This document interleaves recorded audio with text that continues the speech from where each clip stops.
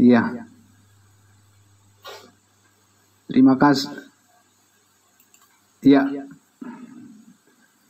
Terima kasih Ibu Pendeta Sylvia Magdalena. Terima kasih atas puji-pujiannya Ibu. Terima kasih luar biasa, sangat memberkati kita pada malam hari ini di webinar The Power of Love. Ya, baik. Sebelum kita lanjut, mari kita berdoa untuk firman Tuhan. Mari kita berdoa. Benar Bapa di surga, Tuhan kami Yesus Kristus, menyenangkan hati-Mu adalah kerinduan kami. Karena Engkau telah menjadikan kami milik-Mu yang sangat berharga ya Tuhan. Meski di tengah-tengah keadaan dunia yang sulit saat ini, kehidupan yang penuh dengan tantangan, bahkan berat sekali rasanya. Tapi kami orang-orang percaya-Mu ya Tuhan. Kami hamba-hamba-Mu ya Bapa. Kami anak-anak Tuhan, orang-orang tebusan darah-Mu, Yesus Kristus Juru Selamat kami yang hidup. Kami tetap bersyukur senantiasa dalam segala hal yang Tuhan lakukan bagi kami adalah memelihara hidup kami dengan sempurna. Terima kasih Tuhan untuk malam hari ini. Kami sangat bersyukur kami bisa melaksanakan program-program yang sudah dicanangkan bagi The Power of Love komunitas, di mana kami bersama-sama belajar untuk saling melayani dan belajar terus dari firman Tuhan dan belajar terus untuk menyembah-Mu ya Bapa di surga. Terima kasih Tuhan Yesus. Kami bersyukur ya Bapa. Kami ada semua di sini, baik yang sudah berada di Zoom meeting dan juga semua saudara-saudara kami yang menyaksikan live streaming di Facebook. Kami berterima kasih, dan juga yang ada di YouTube. Kami berterima kasih atas kebaikan Tuhan yang menyertai kami semua. Dan kami doakan semua saudara-saudara kami yang mungkin masih dalam persiapan untuk masuk ke ruangan Zoom ini. Tuhan memberkati mereka semuanya. Terima kasih Bapak. Kami mau menyerahkan diskusi kami Tuhan, webinar kami malam hari ini. Dan kami mau kiranya campur tangan Tuhanlah yang akan dirasakan dan yang akan terjadi melalui firman Tuhan di malam hari ini bersama-sama dengan semua saudara-saudara kami yang sudah terhimpun di webinar ini. Terima kasih Bapa. Di dalam nama Tuhan Yesus kami berdoa dan bersyukur. Haleluya, haleluya, amin. Ya, baik. Shalom, salam kudus, selamat malam untuk kita semua. Bapak Ibu Saudara yang diberkati oleh Tuhan Yesus. Malam hari ini kita kembali diberikan kesempatan untuk bersama-sama untuk melaksanakan webinar kita. Setelah beberapa waktu yang lalu kita sudah melaksanakannya juga, memulainya. Dan kita bersyukur pada malam hari ini kita bisa melanjutkan lagi, dan harapan kita adalah kedepannya kita semua bisa mengambil bagian di dalam setiap kategori pelayanan yang sudah Tuhan rancangkan bagi kita semua, secara khusus yang dipercayakan oleh komunitas The Power of Love, ya, pengurus saat teduh juga. Malam hari ini saya sangat bersyukur diberikan kepercayaan untuk kita bersama-sama bisa belajar dari kebenaran firman Tuhan, agar di tengah-tengah situasi yang saat ini sangat menekan kehidupan umat manusia karena pandemi yang belum berakhir ini, kita tetap bersemangat melayani Tuhan. Amin. Tetap bersemangat melayani Tuhan dan melayani saudara-saudara kita. Itu adalah tujuan kita yang paling utama. Karena kita percaya bahwa Tuhan Yesus sudah bangkit dari antara orang mati, mengalahkan maut, kuasa maut dan kuasa dosa. Maka kita juga percaya kita akan dimampukan untuk senantiasa melayani Dia sesuai dengan rencana dan kehendaknya. Biar menjadi berkat buat kita semuanya. Ya, terima kasih. Terima kasih juga semua yang sudah live di Facebook maupun YouTube. Kami berterima kasih atas kehadirannya. Tuhan Yesus memberkati. Nah, Bapak Ibu yang diberkati oleh Tuhan Yesus, di sini kita mengambil topik dampak positif keselamatan besar dalam Kristus Yesus, ya, karena memang kita memerlukan pemahaman yang utuh, yang lengkap tentang berkat kasih karunia Tuhan yang luar biasa yang sudah dilimpahkan kepada kita, khususnya keselamatan yang besar dalam Kristus Yesus, agar kita tetap bisa memenuhi tuntutan atau amanat agung daripada Tuhan untuk menyampaikan berita kabar baik kepada seluruh umat manusia di dunia ini, meskipun dalam situasi yang sangat berat saat ini dihadapi oleh umat manusia. Ya, kita percaya malam ini semuanya kita sudah diberkati oleh Tuhan, dan topik ini, Bapak Ibu yang diberkati Tuhan Yesus, tentunya kita akan lakukan secara berseri. Nanti di Kamis-Kamis berikutnya nanti akan diatur oleh teman-teman kita dari pengurus The Power of Love atau Saat Teduh, atau yang sudah ditunjuk untuk bertugas untuk itu. Terima kasih untuk Pastor Surbakti yang sudah mengaturkan semuanya apa yang kita kerjakan. Biarlah itu menjadi berkat buat saudara-saudara kita semuanya. Ya, dampak positif keselamatan besar dalam Kristus Yesus, ini bagian yang pertama.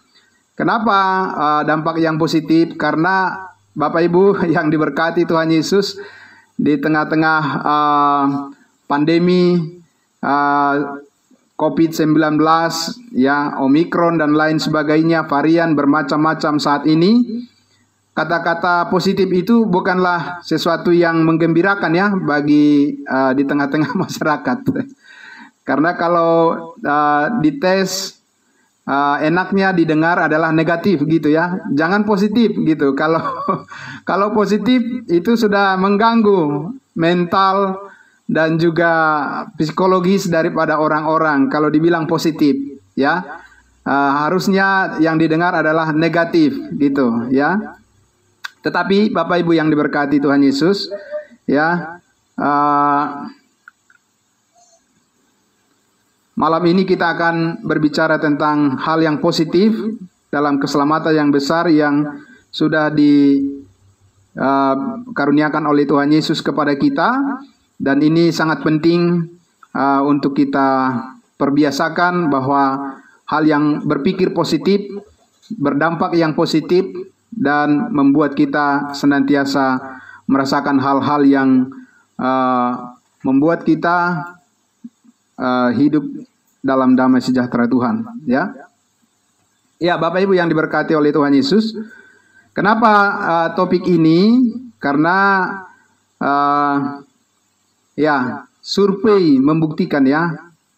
Jadi kita telah melihat di berbagai tempat, di berbagai daerah juga, ketika saya menjadi utusan Injil, ya, pelayanan misi ke berbagai daerah, saya sudah melihat juga banyak sebetulnya, ya, teman-teman kita yang jadi penginjil, yang jadi pelayan misi, jadi gembala-gembala di gereja.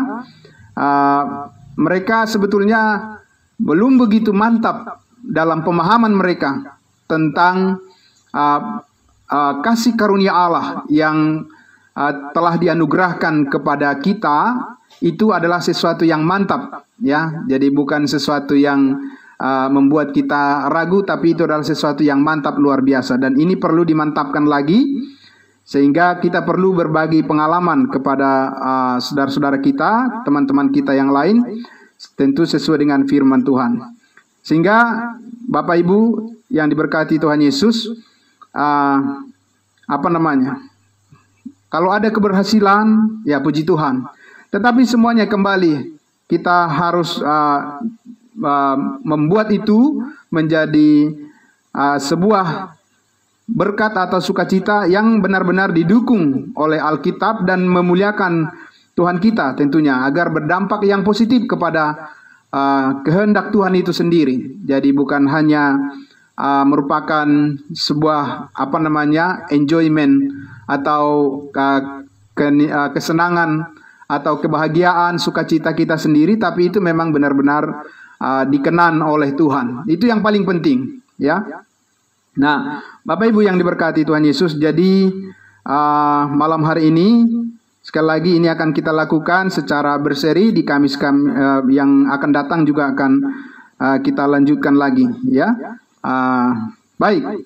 Jadi bagaimana Bapak Ibu yang diberkati Tuhan Yesus, kita menentukan dulu ya dampak positif daripada keselamatan kita itu seperti apa. Ya, nah ini kita sama-sama perlahan-lahan untuk menikmati firman Tuhan, ya, melihat apa yang dikatakan Tuhan dan Yesus sendiri, apa yang dikatakan oleh Alkitab itu sendiri, supaya kita bisa mantap di dalam keyakinan kita tentang keselamatan yang besar yang dari Tuhan Yesus ini.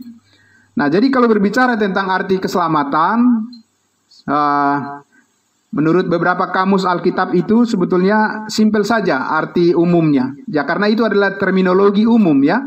Common term. Terminologi umum, keselamatan, diselamatkan, itu artinya terhindar dari atau terlepas dari suatu ancaman kepada suatu keadaan selamat atau aman, membawa damai sejahtera Tuhan. Nah, itu pengertian keselamatan yang kita ingin pahami dari dalam Alkitab, khususnya dalam topik kita malam hari ini. Jadi terhindar dari atau terlepas dari suatu ancaman kepada suatu keadaan di mana aman, selamat, dan membawa damai sejahtera Tuhan. Jadi ada keselamatan juga belum tentu membawa damai sejahtera Tuhan, ya.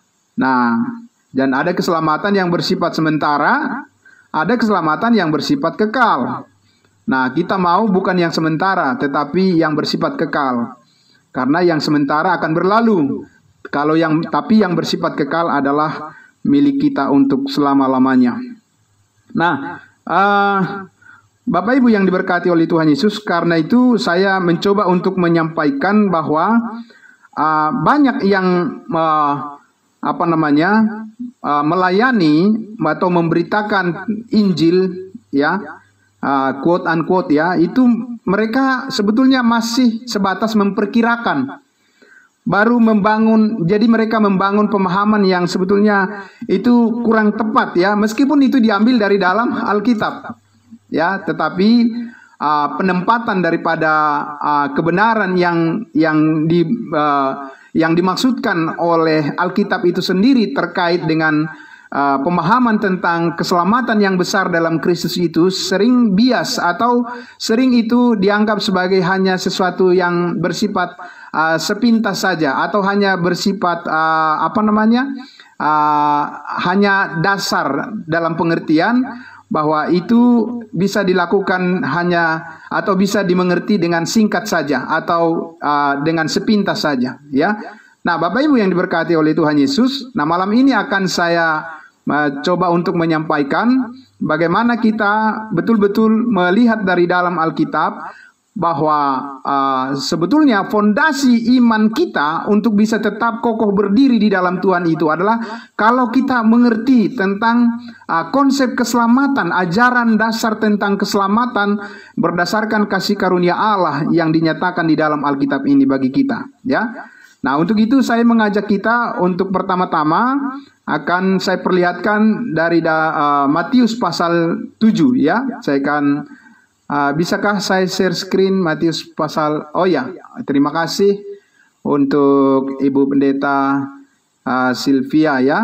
Ibu Pendeta Sylvia ini adalah kandidat doktor kita, ya, yang sedang mengadakan penelitian di Palangkaraya di Kalimantan saat ini. Terima kasih.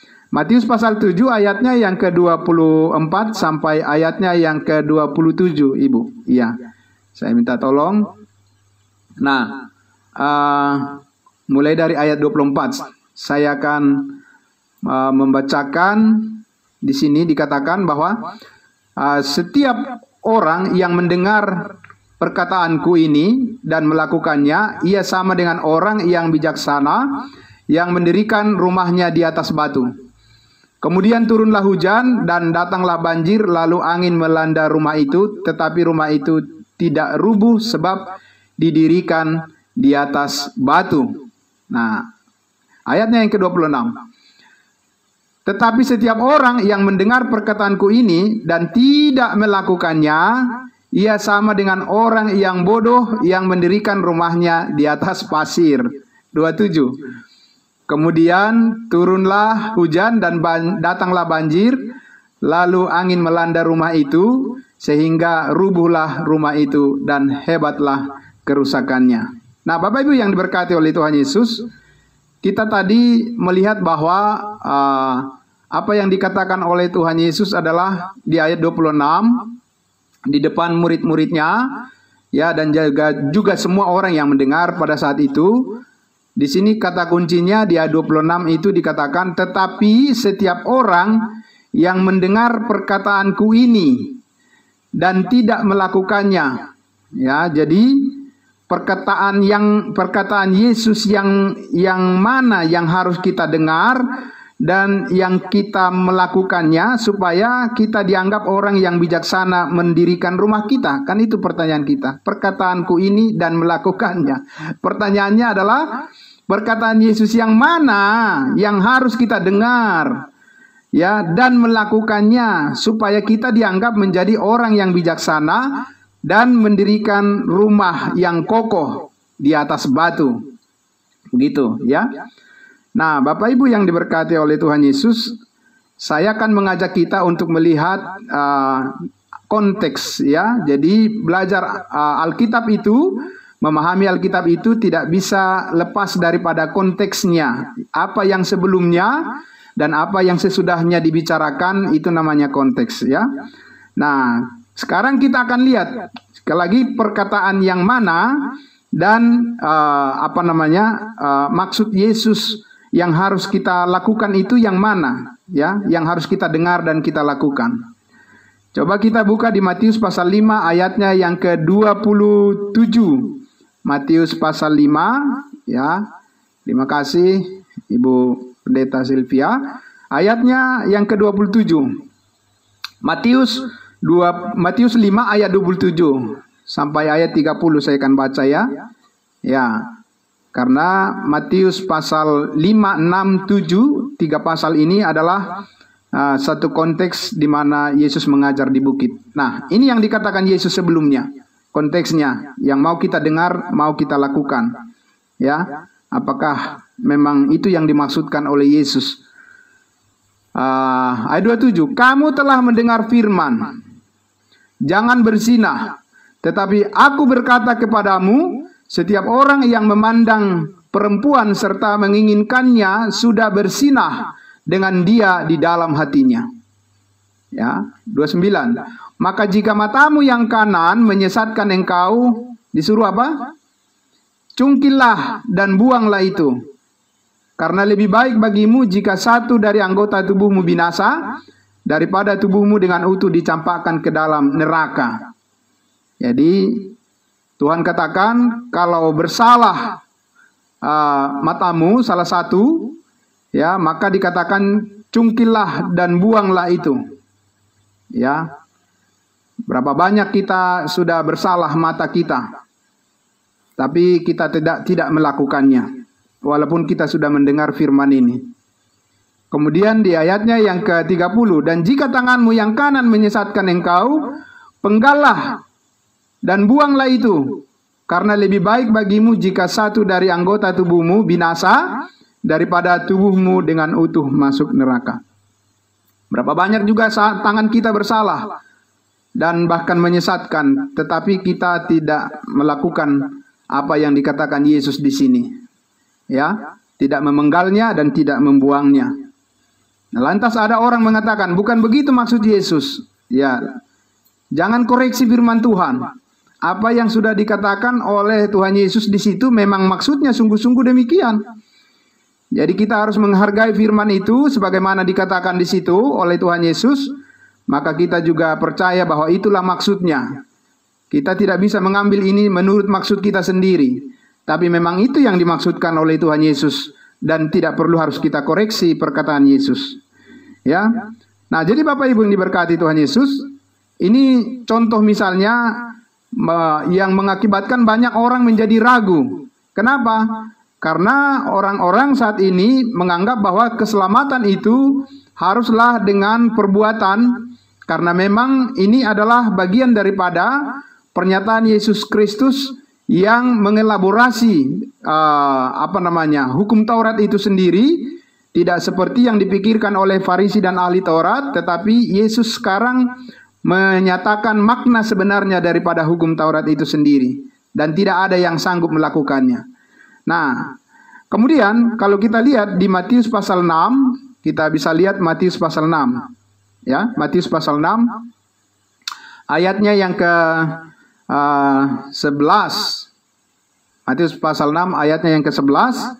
Kita lihat di situ Yesus berkata, mengajarkan berdoa murid-muridnya. Karena itu berdoalah demikian. Di ayat 11-nya dikatakan, berikanlah kami pada hari ini makanan kami yang secukupnya, gitu ya.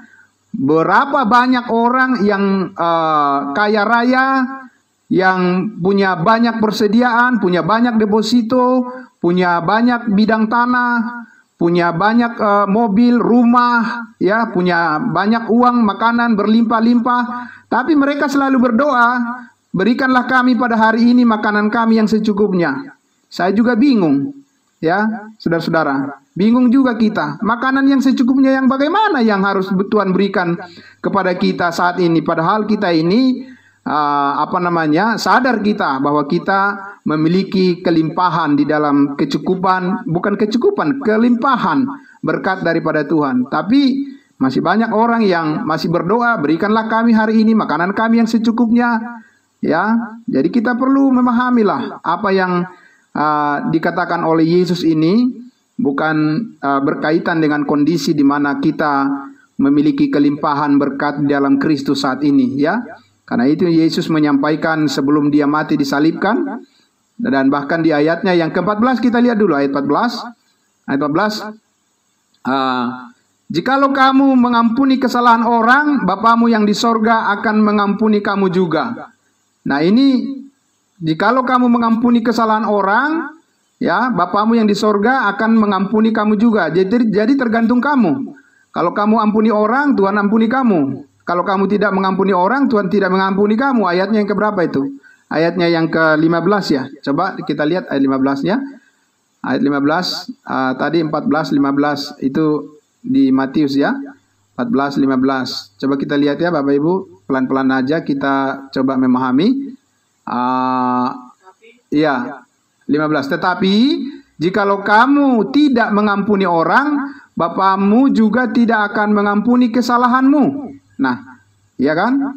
Nah, ini celaka 12 ini. Kalau pengampunan itu tergantung kepada perbuatan kita melakukannya kepada orang lain, ya. Kenapa? Karena kitanya, masalahnya di kita. Masalahnya adalah kita orang-orang Kristen itu belum tentu mengampuni sesamanya, belum tentu.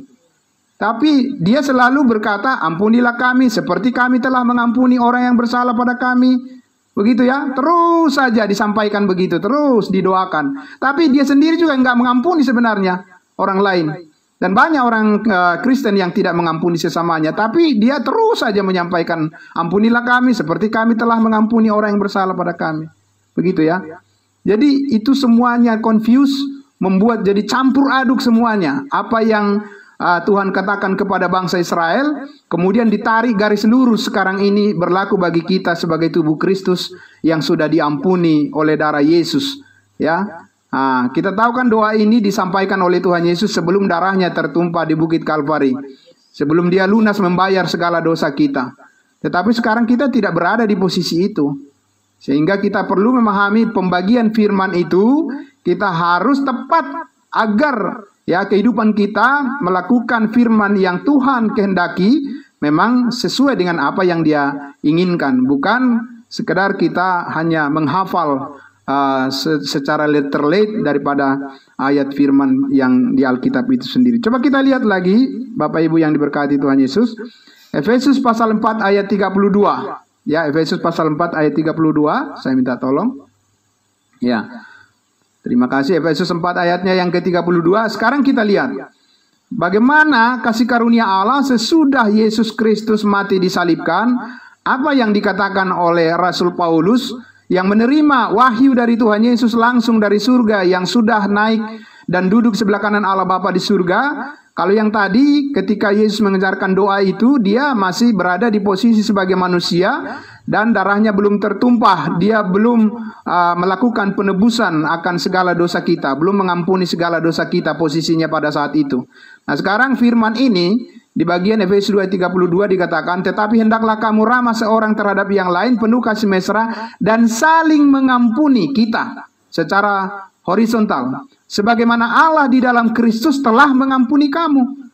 Nah, ini yang sangat luar biasa kita terima saat ini Bapak Ibu, bahwa adapun kita mengampuni orang lain itu karena Tuhan sudah lebih dulu mengampuni kita. Bukan karena kita mengampuni orang lain maka Tuhan mengampuni kita, tidak. Tuhan sudah mengampuni kita lebih dulu, maka kita pun wajib melakukan hal yang sama seperti yang dilakukan oleh Tuhan Yesus. Untuk apa? Ya, supaya kita sama seperti Kristus. Ya, sama seperti Bapak kita, anak harus meniru bapaknya. Kan begitu, ya. Bapak yang sudah menunjukkan belas kasihannya, dia telah mati di atas kayu salib, dia darahnya telah tercurah dan sudah dikorbankan tubuhnya untuk menguduskan kita, mengampuni kita sekali untuk selama-lamanya, dan kita sudah menerima itu sebagai anugerah yang tetap dan permanen. Maka dengan keyakinan itu pun kita bisa melakukan pengampunan kepada setiap orang lain yang kita anggap bersalah, bahkan dia pun tidak meminta maaf pada kita, kita juga sudah mengampuni mereka. Kenapa? Karena itulah yang dilakukan Yesus. Sebelum kita minta ampun pun kepada Yesus, dia sudah mati melakukan pengampunan itu di atas kayu salib 2000 tahun yang lalu, ya, sebelum kita lahir. Jangankan sesudah kita percaya, sebelum kita lahir pun Tuhan sudah mengampuni segala dosa-dosa kita. Nah, Bapak Ibu, kita lihat lagi di Kolose pasal 2 ayatnya yang ke-13, ya.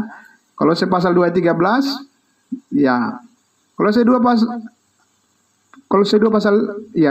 2 ayat 13 dan 14. Nah, begini firman Tuhan. Ya, ayat 13. Nah, kamu juga meskipun dahulu mati oleh pelanggaranmu dan oleh karena tidak disunat secara lahiriah, telah dihidupkan Allah bersama-sama dengan dia setelah dia. Jadi ini bentuk past, ya, past tense. Sesudah ia mengampuni segala pelanggaran kita, bukan sebagian pelanggaran kita. Jadi masih banyak orang beragama Kristen saat ini berpikir bahwa Tuhan Yesus mati di atas kayu salib itu mengampuni sebagian dosa kita. Nah, itu harus kita tolong mereka, Bapak Ibu, ya, semua yang tergabung di komunitas The Power of Love. Harus kita tolong saudara-saudara kita itu, bahwa Yesus mengampuni dosa kita bukan sebagian. Karena kalau sebagian Yesus mengampuni dosa kita, berarti masih ada sebagian lagi. Bagaimana caranya itu dosa diampuni lagi? Ya, karena pekerjaan Tuhan itu bukan setengah-setengah. Dia melakukannya dengan sempurna. Jadi di situ dikatakan segala pelanggaran kita. Ayat 14. Dengan menghapuskan surat hutang, ya, yang oleh ketentuan-ketentuan hukum mendakwa dan mengancam kita, diancam kita, ya, oleh hukum. Nah, khususnya di sini konteksnya adalah hukum Taurat itu, ya, yang Yesus sudah nyatakan tadi di Matius itu, Matius pasal 5 ayat 6 dan 7.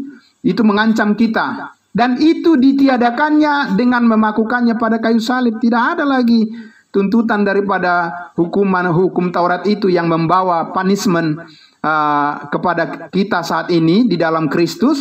Itu semuanya sudah ditiadakan, ya. Itu kata-kata yang luar biasa. Dan itu, ya, tuntutan itu, ketentuan semua hukum Taurat itu ditiadakan dengan memakukannya di mana? Di kayu salib 2000 tahun yang lalu, bukan sekarang lagi. Ya, sekarang ini kita hanya menerima dan menikmati hidup di dalam kasih karunia Tuhan, pekerjaan yang besar itu. Nah, Bapak Ibu yang diberkati oleh Tuhan Yesus, jadi di sini kita lihat bahwa apa yang dikatakan oleh Tuhan Yesus sebelum dia mati disalibkan dan sesudah saat ini Yesus sudah naik ke surga, kita harus memahami bahwa posisi kita adalah posisi yang sangat diberkati dengan penuh anugerah, ya, grace alone daripada Yesus Kristus. Nah, Bapak Ibu yang diberkati oleh Tuhan Yesus, sekarang saya mengajak kita melihat satu bagian lagi yang sering disalahpahami oleh banyak teman-teman kita, tapi kita harus membantu, harus bisa menolong mereka. agar bisa memahami seperti apa hakikat besarnya anugerah keselamatan yang besar yang Tuhan telah karuniakan kepada kita saat ini. Kita lihat dulu Yakobus pasal 1 ayat 22 sampai 23. Yakobus pasal 1 ayat 22 sampai 23, ya. Kita akan lebih cepat saja untuk bisa saya membacanya. Yakobus pasal 1 dari ayat 22 sampai 23. Tetapi hendaklah kamu menjadi pelaku firman, dan bukan hanya pendengar saja, sebab jika tidak demikian kamu menipu diri sendiri. 24. Sebab jika seorang hanya mendengar firman saja dan tidak melakukannya, ia adalah seumpama seorang yang sedang mengamat-amati mukanya yang sebenarnya di depan cermin. Jadi di sini Yakobus sangat menekankan bukan hanya pendengar saja, tetapi haruslah pelaku firman, begitu ya. Jadi banyak juga orang yang mencoba untuk membangun pemahaman di atas kebenaran firman Tuhan ini, tetapi salah kaprah gitu ya. Saya menyebutnya salah kaprah. Kenapa Bapak Ibu? Karena kita bertanya di sini, dapatkah kita menjadi pelaku firman? Ya pasti semua mengatakan ya dapatlah, karena memang itu perintah Tuhan, bukan? Nah, tetapi saya mau bertanya, dengan ayat yang ada ini, ya, seperti apa kekuatan yang dianggap sudah menjadi pelaku firman berdasarkan ayat firman Tuhan dari Yakobus ini? Nah, itu akan kita lihat juga sama seperti di Matius 7 tadi, kita lihat juga konteksnya. Ya, seperti apa kekuatan daripada orang, yang keberhasilan daripada orang yang sudah dianggap menjadi pelaku firman, seperti apa? Kita lihat di Yakobus pasal 2. Mari kita lihat Yakobus pasal 2. Ya. Yakobus pasal 2 ayatnya yang ke-10. Inilah yang dimaksud orang yang dianggap sudah menjadi bukan hanya pendengar tetapi pelaku firman. Yakobus pasal 2 ayat 10. Ini yang harus kita ingat. Seperti apa? Sebab barang siapa menuruti seluruh hukum itu, ya, melakukannya, mendengar dan melakukannya, tetapi mengabaikan satu bagian daripadanya, ia bersalah terhadap seluruhnya. Nah, itu adalah standar yang ditentukan bagaimana menjadi pelaku firman. Dapatkah kita memenuhi tuntutan ini? Barang siapa menuruti seluruh hukum itu, tetapi mengabaikan satu bagian saja daripadanya, satu saja, bukan dua, apalagi tiga, satu saja, maka itu dianggap bersalah terhadap seluruhnya. Jadi ibaratnya dalam hitungannya 10 kurang 1, ya, 10 kurang 1 itu dalam hitungan manusia 9. Tetapi kalau dalam hitungan Tuhan berdasarkan firman Tuhan itu jadi 0. Kenapa? Karena 10 kurang 1 saja, yang satu saja salah, ya, maka semuanya menjadi salah, semuanya sia-sia, dianggap 0.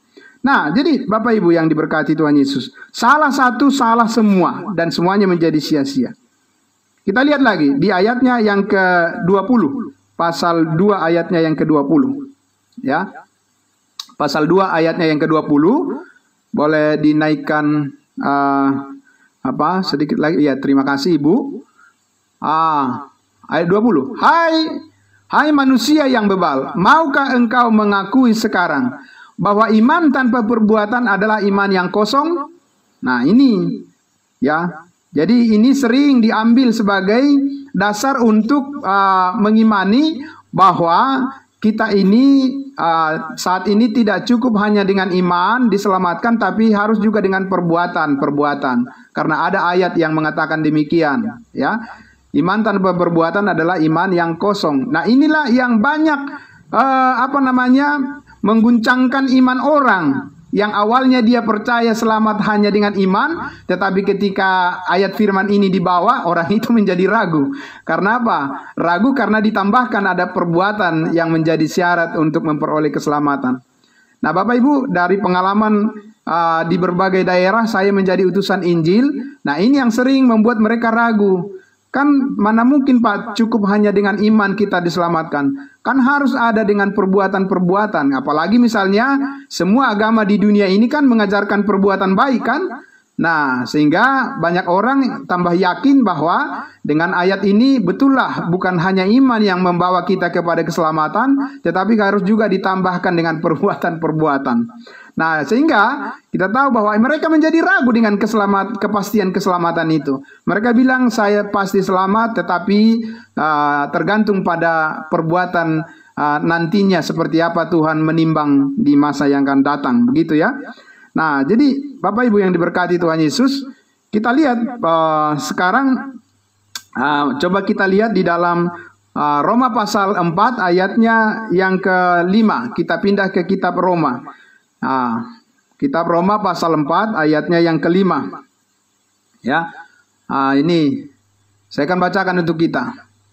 Tetapi kalau ada orang yang tidak bekerja, ya. Tetapi kalau ada orang yang tidak bekerja, namun percaya kepada Dia, kepada Allah yang membenarkan orang durhaka, imannya diperhitungkan menjadi kebenaran. Nah, bagaimana pula ini?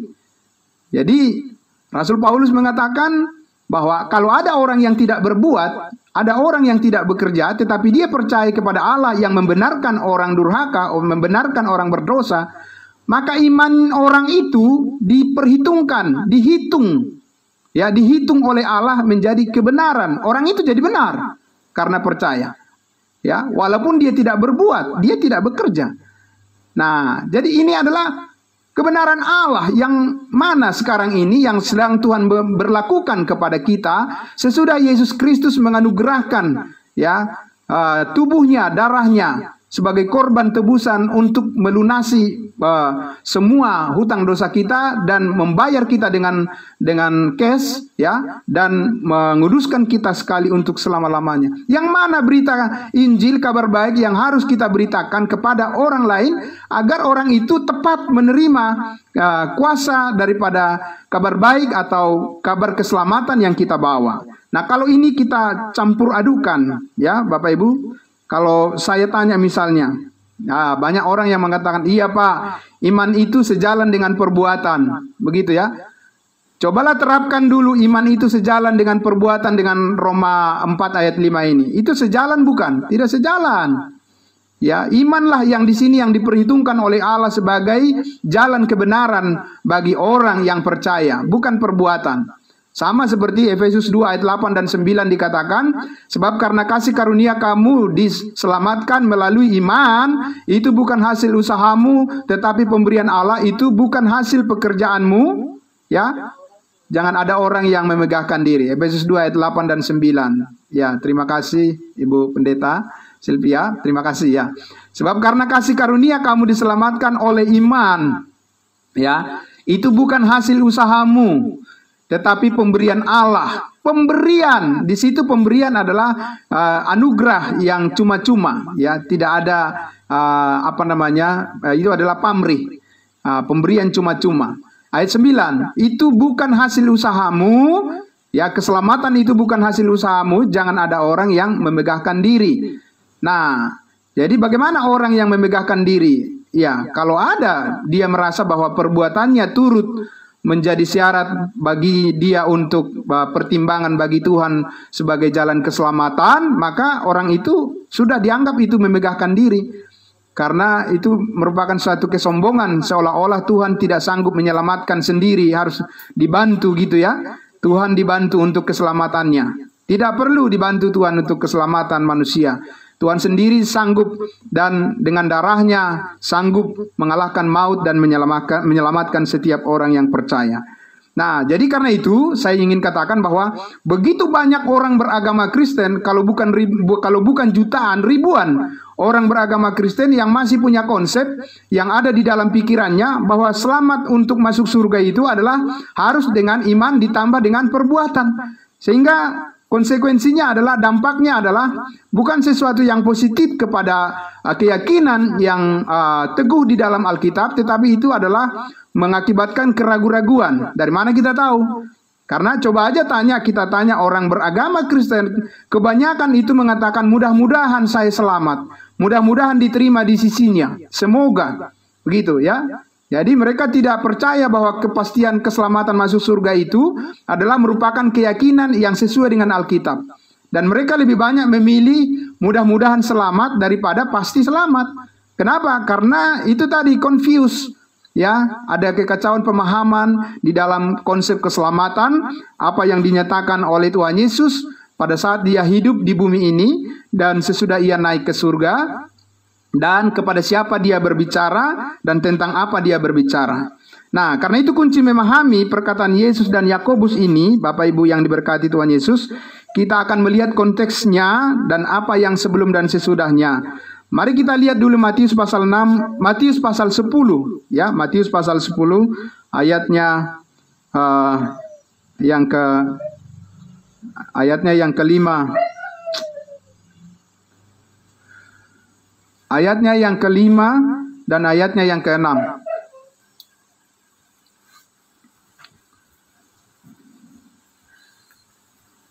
Matius pasal 10 ayat 5 sampai ayatnya yang keenam, ya. Oke. Ke-12 murid itu diutus oleh Yesus dan ia berpesan kepada mereka. Apa pesannya ketika Yesus melayani di bumi kepada murid-muridnya? Apa yang dikatakan? Janganlah kamu menyimpang ke jalan bangsa lain. Ya, jangan kamu menyimpang ke jalan bangsa lain atau masuk ke dalam kota orang Samaria. Ya, jadi Yesus melarang murid-muridnya pergi ke bangsa lain. Ya, siapa bangsa lain? Bangsa di luar Israel adalah bangsa lain. Ayat 6. Melainkan pergilah kepada domba-domba yang hilang dari umat Israel. Ya, jadi Tuhan menyuruh mereka pergi kepada domba-domba yang hilang dari umat Israel, bukan kepada kita. Ya, Bapak Ibu sekalian ya. Yesus tidak menyuruh 12 muridnya pergi memberitakan Injil kepada kita, bangsa-bangsa lain, tapi kepada orang Israel. Nah, itu konteksnya kita lihat di situ, ya. Nah, lalu kita lihat di Matius pasal 15 ayatnya yang ke-22. Boleh Bu, Matius 15 ayat 22 sampai ayat 28. Di sini kita lihat ada satu cerita, seorang perempuan dari bangsa lain yang datang minta tolong kepada Yesus. Bagaimana sikap Yesus pada saat itu? Apa yang dikatakan? Ayat 22. Maka datanglah seorang perempuan Kanaan dari daerah itu dan berseru, "Kasihanilah aku, ya Tuhan, anak Daud, karena anakku perempuan kerasukan setan dan sangat menderita." Apa jawab Yesus? Ayat 23. Tetapi Yesus sama sekali tidak menjawabnya. Nah, ini yang terjadi. Ya, sama sekali Yesus tidak menjawabnya. Lalu murid-muridnya datang dan meminta kepadanya, "Suruhlah ia pergi." Ia mengikuti kita dengan berteriak-teriak. Kenapa bisa demikian? Karena Yesus sudah berkata di pasal 10 tadi, bahwa jangan pergi ke bangsa-bangsa lain, ke kota Samaria dan sebagainya, tapi pergilah kepada domba-domba yang hilang dari umat Israel. Itu yang dikatakan. Ya, sehingga murid-muridnya juga menyuruh agar perempuan itu yang bukan keturunan Israel ini diusir. Ya, ayat 24. Jawab Yesus, Aku diutus hanya kepada domba-domba yang hilang dari umat Israel. Siapa umat Israel? 12 suku Israel, keturunan Abraham, Ishak dan Yakub. Jadi Yesus sendiri mengatakan, aku diutus kepada domba-domba yang hilang dari umat Israel. Itu jawaban Yesus. Bukan diutus kepada bangsa-bangsa lain. Nah, itu perlu kita lihat di situ dengan sangat jelas ya. Nah, ayat 25. Tetapi perempuan itu mendekat dan menyembah dia sambil berkata, Tuhan tolonglah aku. Kemudian ayat 26. Ya, tapi jawab Yesus apa? Tidak patut mengambil roti yang disediakan bagi anak-anak dan melemparkannya kepada anjing. Nah, kita lihat di situ apakah sedemikian mudah bangsa lain di luar Israel menerima roti keselamatan untuk kerajaan sorga pada saat itu dibawa oleh Tuhan Yesus? Tidak demikian. Ya, karena dikatakan tidak patut, tidak layak mengambil roti yang disediakan bagi anak-anak. Siapa anak-anak? Anak-anak perjanjian. Siapa anak-anak perjanjian? Anak-anak perjanjian keturunan Abraham, Ishak dan Yakub, yaitu bangsa Israel, bangsa pilihan. Ya, dan melemparkannya kepada anjing. Ini Yesus tidak berkata kasar, tetapi Yesus mengibaratkan bahwa bangsa-bangsa lain pada saat pelayanan Yesus itu bukan pewaris. Orang Israel lah yang menerima warisan pada saat itu, warisan kerajaan sorga. Belum seperti sekarang ini kepada kita langsung tanpa melalui Israel. Nah, ini yang kita maksud sebagai anugerah, sebagai kasih karunia Tuhan kepada kita ya. Berbeda dengan apa yang sudah kita baca di dalam kisah ini, itu harus melalui Israel, harus kenyang lebih dahulu, Ya, harus bangkit dulu Israel sebagai pemimpin, sebagai kepala, bukan ekor. Barulah bangsa-bangsa lain itu mendapatkan keselamatan melalui Yahudi, melalui orang Israel. Tapi sekarang kita memperoleh keselamatan tidak melalui bangsa Israel. Kita langsung melalui kasih karunia Allah yang disampaikan melalui pemberitaan Injil kasih karunia. Siapa orang yang percaya pasti diselamatkan dan dimeteraikan dengan Roh Kudus. Ya, ayat 27 kata perempuan itu, benar Tuhan. Ya kan, perempuan itu tidak membantah. Perempuan itu tidak mengatakan, oh kok gitu Tuhan? Kenapa kami disebut anjing? Dia tidak katakan begitu. Dia bilang, benar Tuhan. Apa yang benar? Yang dikatakan Yesus tadi, tidak patut mengambil roti yang disediakan bagi anak-anak dan dilemparkan kepada anjing. Tetapi dikatakan, namun anjing itu makan remah-remah yang jatuh dari meja tuannya. Makan remah-remah, hanya sedikit saja. Sedikit saja ya, kalau ada yang jatuh. Itu pun kalau ada yang jatuh. Saudara-saudara ya, berbeda dengan belas kasihan Tuhan kepada bangsa Israel pada saat itu, semuanya dipanggil, hai kamu yang lelah, yang letih lesu dan berbeban berat, marilah datang kepadaku, aku akan memberikan kelegaan kepadamu. Yesus memberikan secara terbuka kepada semua orang Israel pada saat itu. Ya, maka jawab Yesus dan berkata kepadanya, hai ibu, besar imanmu, maka jadilah kepadamu seperti yang kau kehendaki, dan seketika itu juga anaknya sembuh. Nah, jadi kita lihat di sini, Bapak Ibu ya, berapa banyak orang yang dari bangsa lain yang sembuh dan menerima pelayanan dari Yesus pada masa hidupnya di bumi ini. Ya, hanya hitung jari saja. Ya, berbeda sekali dengan sekarang ini, saudara-saudara, bahwa Allah menghendaki supaya semua orang diselamatkan.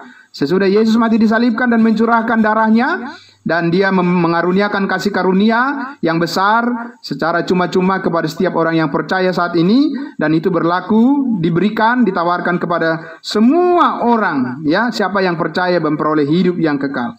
Nah, jadi masih banyak ayat-ayat yang lain yang sama, yang yang keliru dipahami apa maksud Yesus dan juga apa maksud Yakobus ketika itu disampaikan. Ya, nah Bapak Ibu yang diberkati oleh Tuhan Yesus, sekali lagi bahwa survei membuktikan bahwa ribuan orang beragama Kristen ya masih di dalam tingkat iman mereka mengatakan mudah-mudahan kita diselamatkan. Semoga Tuhan menerima di sisinya. Ya, dan itu sebetulnya bukanlah pemahaman yang terang, bukanlah Kristen yang memahami Alkitab dengan terang, ya, tetapi itu masih diliputi oleh selubung dengan suatu kekeliruan di dalam mengerti tentang keselamatan yang besar yang telah Tuhan anugerahkan kepada kita saat ini berdasarkan kasih karunia-Nya. Nah, sekarang kita lihat sedikit lagi bagaimana kita mengukur dan menilai suatu kepastian di dalam keselamatan yang telah Tuhan anugerahkan melalui pengorbanannya di atas kayu salib. Sekarang saya ajak kita membuka Roma pasal 3. Roma pasal 3 ya, ayatnya yang ke-21. Kita lihat sekarang ya, bagaimana sekarang? Kalau itu yang tadi dulu. Ya, itu dulu. Nah, sekarang kita lihat bagaimana sekarang. Sekarang di mana kita hidup di zaman anugerah saat ini. Ayat 21. Tetapi sekarang ya, but now, begitu ya. Sekarang tanpa hukum Taurat kebenaran Allah telah dinyatakan. Kalau tadi ketika Yesus menyampaikan kamu harus melakukan ini, jikalau kamu tidak melakukan itu maka kamu akan begini dan begitu, kamu akan dihukum dan sebagainya, kamu harus sempurna dan sebagainya. Ketika Yesus mengatakan itu, dia sedang menyatakan kebenarannya menurut hukum Taurat. Karena Yesus sendiri juga selama hidup di dunia ini, dia hidup di bawah hukum Taurat. Mana buktinya? Dia melakukan hukum Taurat, dia disunat pada hari yang ke-8, dia pergi ke bait Allah, dia melakukan hari Sabat dan sebagainya. Ya, jadi Yesus hidup di bawah hukum Taurat. Jadi dia menyatakan kebenarannya berdasarkan hukum Taurat pada saat itu. Tetapi sesudah Yesus mati disalibkan dan sesudah dia naik ke surga, sekarang Rasul Paulus mengatakan kepada kita dengan wahyu yang disampaikan kepadanya, tetapi sekarang tanpa hukum Taurat kebenaran Allah telah dinyatakan seperti yang disaksikan dalam kitab Taurat dan kitab para nabi, kitab-kitab para nabi, yaitu apa? Ayat 22. Kebenaran Allah karena iman dalam Kristus Yesus bagi semua orang yang percaya. Kita sudah menyampaikan di dalam saat teduh beberapa waktu lalu di ayat 22 ini, yaitu kebenaran karena iman dalam Yesus Kristus. Yaitu sebetulnya karena iman Yesus Kristus, the faith of Christ. Ya, artinya kita ini sekarang memiliki kebenaran itu karena iman Kristus, karena kesetiaan Kristus, karena kesempurnaan ketaatan daripada Kristus melakukan seluruh hukum Taurat. Maka sekarang kebenaran itu diperoleh setiap orang yang percaya, bukan yang melakukannya.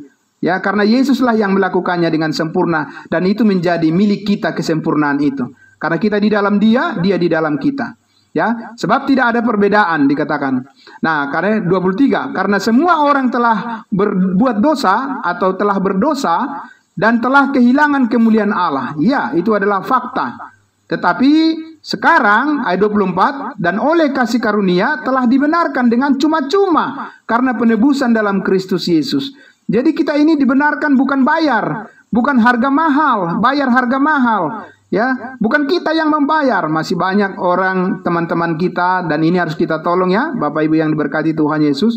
Kita harus bayar harga, kita harus bayar mahal. Lah, kenapa kita yang harus bayar mahal, bayar harga? Yesus sudah melakukannya bagi kita. Sekarang kita, Yesus sudah ada di dalam kita. Bukan kita lagi yang hidup di dalam kita, tapi Yesus yang hidup di dalam kita inilah yang menjelmakan kesempurnaan yang dilakukannya itu melalui kehidupan kita. Dan karena kita percaya kepadanya, maka itu adalah bukti bahwa kita telah memenuhi apa yang Tuhan katakan bahwa kebenarannya nyata di dalam kita.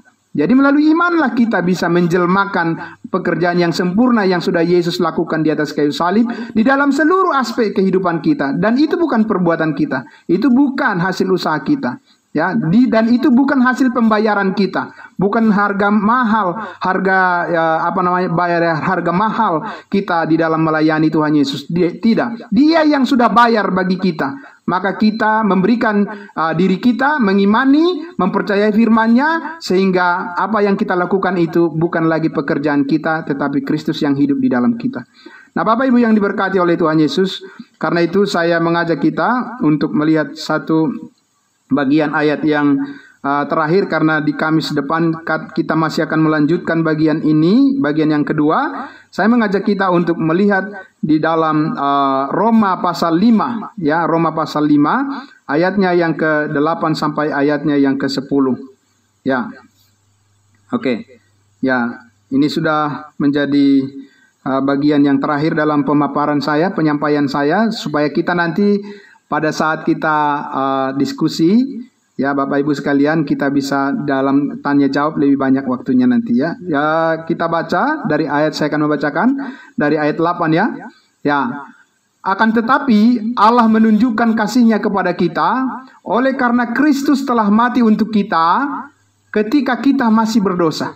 Jadi Allah menunjukkan kasih-Nya kepada kita ketika Kristus mati di atas kayu salib itu 2000 tahun yang lalu ketika kita masih berdosa. Nah, sekarang setelah Kristus sudah mati di atas kayu salib, apakah kita masih tetap orang berdosa juga? Nah, ini harus kita sampaikan kepada semua saudara-saudara kita. Orang beragama Kristen itu lebih senang mengatakan dirinya adalah orang-orang berdosa. Padahal dia tahu bahwa upah dosa adalah maut. Ya, kalau kita adalah orang berdosa, berarti kita ini nggak ada lain pilihannya, adalah upah kita adalah maut. Maut itu adalah hukuman kekal, api neraka. Itu adalah maut yang terbesar. Ya, saudara. Nah, ini dikatakan ketika kita masih berdosa, Kristus sudah mati untuk kita. Nah, sesudah Kristus mati untuk kita, ayat 9, lebih-lebih karena kita sekarang, ya, but now, ya, jadi kita tidak melihat ke belakang yang dulu. Kita sekarang telah dibenarkan oleh darah-Nya. Bukan sedang dibenarkan atau bukan akan dibenarkan, tidak. Setelah. Ini bentuk past tense, ya, yang lalu dan berlaku saat ini dan sampai selama-lamanya tetap berlaku. Bahwa kita telah dibenarkan oleh darah-Nya. Kita pasti akan diselamatkan dari murka Allah. Ya, kita pasti akan diselamatkan dari murka Allah. Nah, jadi di situ bukan mudah-mudahan. Bapak Ibu ya, mari kita ajak saudara-saudara kita siapapun ya, semua yang di bawah pelayanan kita, mari kita ajak mereka, semua orang jangan mengatakan mudah-mudahan diselamatkan. Ya, kita ini memiliki ukuran kepastian dan itu 100%. Dari mana kita tahu? Ya dari Alkitab. Ya, pasti diselamatkan. Kenapa pasti diselamatkan? Karena kita sudah dibenarkan dan karena Yesus sudah mati mengampuni segala dosa kita sekali untuk selama-lamanya.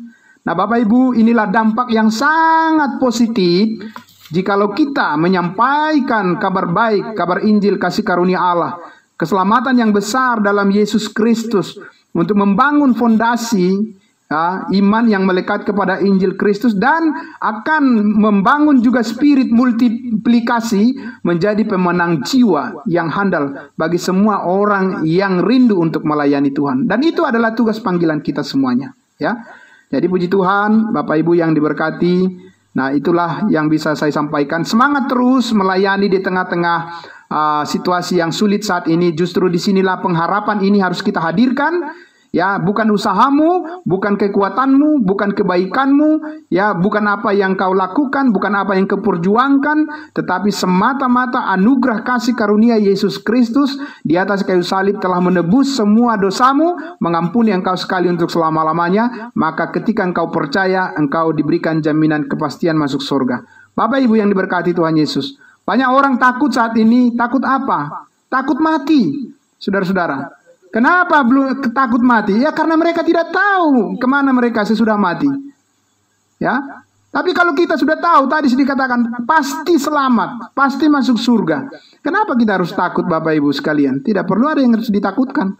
Kenapa? Karena Tuhan sudah menjamin hidup kita kalau kita kembali dari dunia ini, seperti Paulus katakan, bagiku hidup adalah Kristus dan mati adalah keuntungan. Jadi kita tidak perlu takut.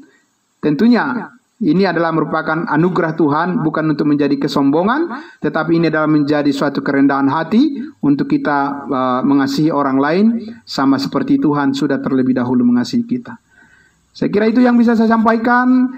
Ibu Pendeta Sylvia Magdalena, terima kasih banyak Ibu panduannya, dan terima kasih untuk semuanya yang sudah mendengarkan malam hari ini. Tuhan Yesus memberkati.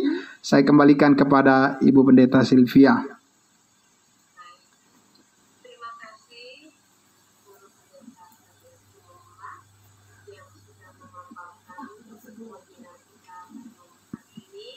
Ya, ya sebelumnya ada yang lupa. Kita berdoa dulu untuk firman Tuhan ya Bu ya.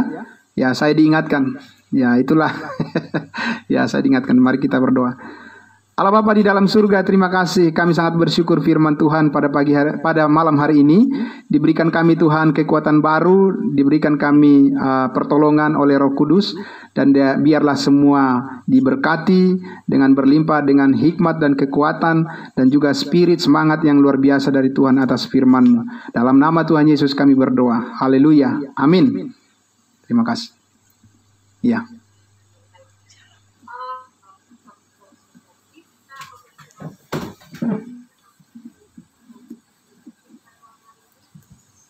Boleh lebih dekat suaranya ke